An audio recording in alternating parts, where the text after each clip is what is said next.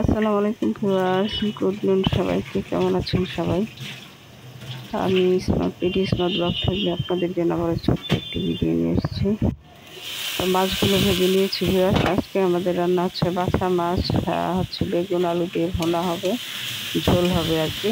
আর হচ্ছে লাউ ভাজি কে খেয়েছেন আমি জানি না, বাট আমি একজনের কাছ থেকে শুনে লাউ ভাজিটা কখনো খাইনি, কিন্তু এখন ইদানিং খাই। লাউ আনলে ভাজি খেতে মন চায়, দারুণ টেস্টি। লাউ ভাজি যে এত মজা আমি জানতাম না কখনো না খেলে। তো আমার স্কুলের এক স্টুডেন্টকে একদিন জিজ্ঞেস করেছিলাম কি খেয়েছো, সে বলেছিল লাউ ভাজি। তো আমি আশ্চর্য হয়ে গিয়েছিলাম যে লাউ ভাজি, কুমড়ো ভাজি খেয়েছি, বাট তারপরে আমি একদিন এসে লাউ ভাজি করলাম, দেখলাম যে রিয়েলি খুব টেস্টি। তো সেই লাউ ভাজি করছি। তো এখন আমার ঘরে লাউ আনলে আমি আগে লাউ ভাজির জন্য রেখে দিই, দেন আমি রান্না করি। তো এই যে দেখুন লাউ ভাজিটা হয়ে গেছে। লাউ ভাজি করার জন্য আমি প্রথমে হচ্ছে যে চুলাতে প্যান বসিয়ে তেল দিয়ে হচ্ছে যে পেঁয়াজ কাঁচামরিচ দিয়ে ভাজিটা ছেড়ে দিয়েছি, অল্প একটু পাঁচফোড়ন দিয়েছি, দিয়ে দেন হচ্ছে নেড়ে চেড়ে একটু ঢেকে দিয়েছি, ঢেকে দিয়ে সেদ্ধ হয়ে আসলে দেন আবার নেড়ে চেড়ে দমে দিয়ে অল্প পরিমাণে একটু হলুদ দিয়েছিলাম যেন কালারটা ভালো আসে। তো ভাজিটা হয়ে গেছে, নামিয়ে নিলাম। আর এখন হচ্ছে আমি ওই প্যানে মানে কড়াইটা আমি ধুয়ে নিই আর যেটা লাউ ভাজি করেছি এটাতে আমি তরকারিটা বসিয়ে দিচ্ছি।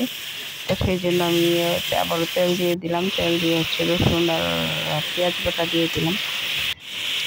তারপরে একে একে আমি হলুদের গুঁড়া, মরিচের গুঁড়া, ধনের গুঁড়া, জিরার গুঁড়া এইসব দিয়ে দিয়েছি, দিয়ে নেড়ে চেড়ে মিশিয়ে নিচ্ছি। দেন আমি এখন হচ্ছে 2 মিনিট কষিয়ে নেব। নেড়ে চেড়ে মিশিয়ে অল্প পরিমাণে একটু পানি দিয়ে হচ্ছে আমি 2 মিনিট কষিয়ে নেব। তারপরে স্বাদ মতো একটু লবণও দিয়ে দিলাম।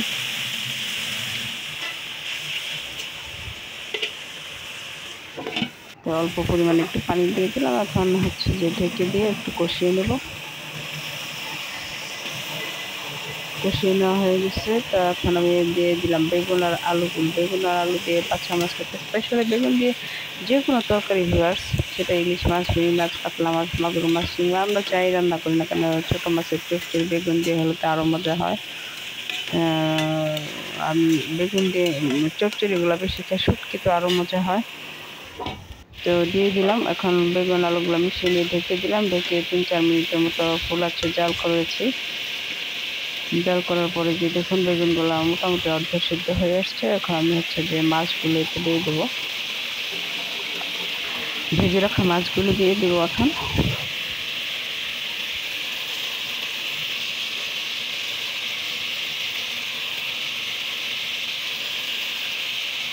মাছগুলো দিয়ে দিয়েছি।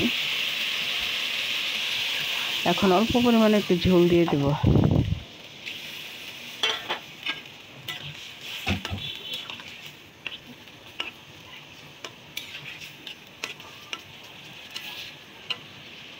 ঝোল দিয়ে এখন ঢেকে দেবো, ঢেকে ফুল আছে 2 মিনিট জাল করে, দেন আমি জাল কমিয়ে দিয়ে একদম মিডিয়াম লো হিটে দিয়ে বলক চলে আসছে 2 মিনিট জাল করার পরে। এখন আমি হচ্ছে মিডিয়াম লো হিটে দিয়ে আরও 8-10 মিনিট মতো জাল করবো যেন আলুটাও সেদ্ধ হয়ে যায়। আর এদিকে পড়াশোনা চলছে।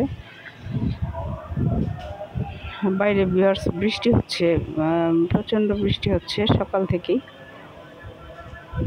তো মাঝখানে একটু থেমেছিল, এখন দিনটা একটু ক্লিয়ার হয়েছে। তো এই যে হয়ে গেছে আমার তরকারি, দেখুন কি সুন্দর। তো ভালো থাকবেন সবাই, আল্লাহ হাফেজ। ভিডিওটি ভালো লাগলে লাইক কমেন্ট শেয়ার করে পাশেই থাকবেন। দেখা হবে অন্য কোনো ভিডিওতে, সে পর্যন্ত সবাই ভালো থাকবেন, আল্লাহ হাফেজ।